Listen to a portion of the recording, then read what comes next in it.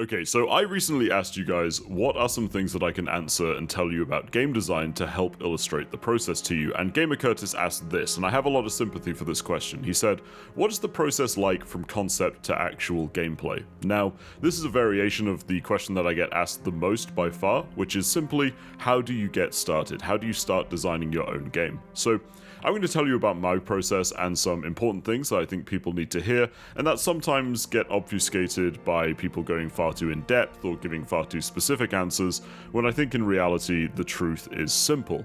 And that truth is you just have to do it. Now, I know that that isn't massively helpful in itself, but let me show you what that looks like. So let's say that you have a fun idea for a game or something that you're really passionate about and you want to make, or at least you want to test yourself and see if you can make.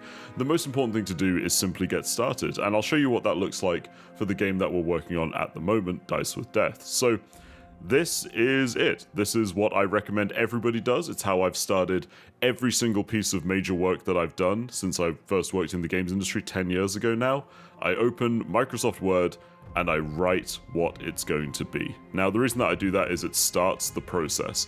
Once you do this, you have something real, it's on paper, you have something written down, a specification, and you know what you are working on. Now, of course, the details will change 10,000 times, and that's okay, but I actually like to leave this original document unmodified because you can always go back and use it as a reference to see if you're sort of staying true to your initial vision. But the most important thing is that once you write this down, something exists. The project is real, and you have begun work on it. The game that we're working on is based on rolling dice and crazy stuff happening, so of course we can't make that if you can't roll dice. So what did we do first? We made rolling dice. Now, long before the game looked like this, it actually looked like this. And if you want to see the origins of the table itself, this is the original sketch that I showed the artists.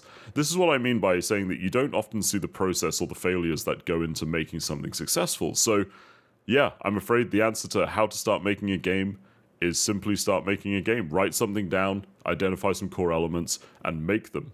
And piece by piece it will come together.